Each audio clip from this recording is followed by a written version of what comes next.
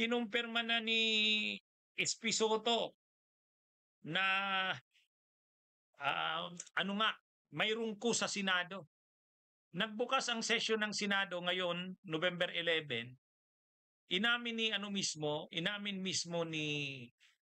ah, ni Senate President Soto na na-monitor niya nga mayroong mga usap-usapan na na papalitan siya, mayroong mga na kinukumbinsi yung iba nilang mga kasamahan. Kinumpirma mismo ni Senate President Soto 'yan sa ngayon, sa interview sa kanya. Sabi niya, totoo 'yan, mayroon ngang mga usap-usapan, di umano kinukumbinsi ang mga kasamahan nila na sumama sa panibagong regodon sa Senado. Kaya lang hindi niya na daw alam kung sino-sino mga kinausap, basta't mayroon daw na galawan talaga, kinumpirma niya 'yan. Ito yung sinasabi ni former Secretary Ronald Llamas sa talakayan namin nung Saturday na na-monitor niya nga na rin nga nila, alam naman, na mayroon ngang mga plano ng bagong coup sa Senado. Bakit? Anong context nito? Alam naman natin na magkakaroon ng mga rally ngayong linggo, yung Iglesia ni Cristo, GIL, Jesus is Lord, yung KOJC ni Kibuloy, magsasanib pwersa. Mananawagan sila ng daw, national rally for transparency and true democracy. Ewan natin kung anong to, ang gulo ng rally na yan, kung para saan ba yan. Pero yun na nga, dahil usap-usapan talaga na hindi lang naman kudita sa Senado, ang pinag-uusapan talaga mga destabilisasyon, series ng mga serye ng mga mobilisasyon ng iba't ibang grupo. At ang pinakamayor diyan ay yung pagkilos sa November 16 to 18. 3 araw sa Luneta at saka sa EDSA, 3 malalaking sekta ng reliyon, milyon daw ang inaasahang tao. O ngayon, sigurado anti-government yung rally na yan. Kontra yan sa administrasyon ni Marcos. Ito namang sa Senado, ang galawan din, magpapalit ng liderato. Kasi identified sila Soto, sila Lacson sa administrasyon. At hanggat sila Soto at Lacson ang namumuno sa Senado, yung investigasyon sa mga anomalya, tutumbukin yan sila Escudero, Jingo Estrada, Villanueva, at may 3 pa raw. May 3 pa. Kaya pipigilan na ng mga senador na mahagip sila.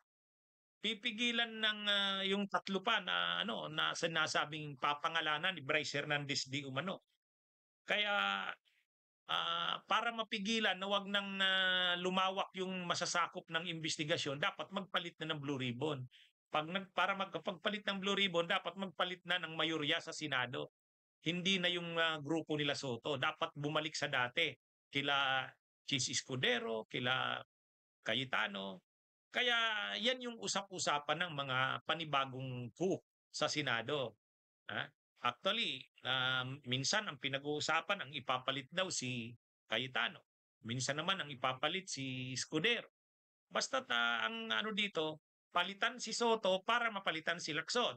At pag napalitan si Lacson, yung investigasyon ng Blue Ribbon, may iba na.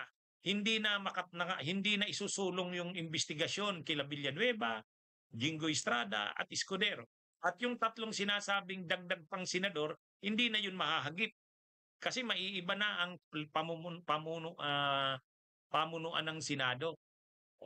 Pero ang sabi ni Senate President Soto, hindi naman daw nagtagumpay. Siguro hindi lang nagtagumpay dahil inabot ng Super Typhoon Uwan. Laging nagbabantayan na posibleng mangyari uli. Posibleng mangyari uli yan. Kasi asahan yan na laging nandyan ang pagtatangka na mapalitan si Soto. All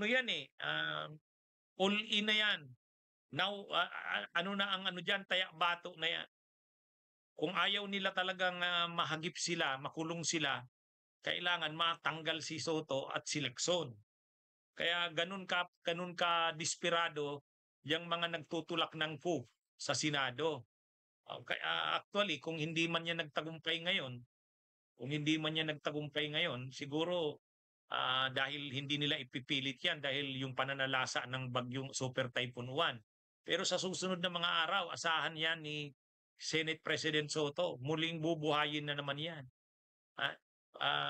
Paulit-ulit nalilitaw yan. Alam naman yan nila Senate President Soto at nila Ping Lacson. Lalo pa kasi, masyado kasing malapit yung bilang.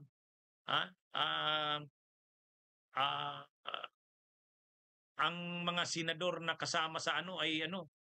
9 yung kasama sa siyam yung kasama sa minorya. Siyam yung kasama sa minorya. 15 lang. 15 lang yung 15 lang yung nasa mayorya.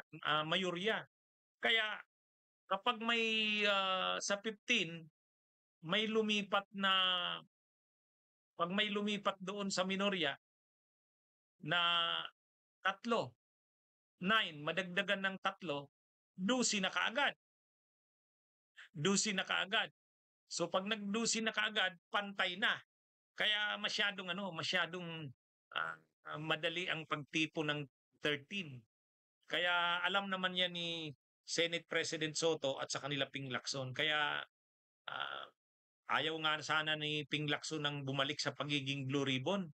Kasi baka yun ang dahilan para matanggal si Soto. Kaya lang wala namang gustong kumuha ng pwesto ni Senate President Pro Tempore Ping Lacson bilang chairman ng Blue Ribbon kasi mahirap din ang Blue Ribbon. At saka kung papalit din kasi kay Lacson ang mga tulad ni Erwin Tulfo, kung si Erwin Tulfo ay identified sa Romualdez. Kung si Pia Cayetano naman identified naman sa mga Duterte at kapatid yan ni Alan Peter. So walang kredibilidad.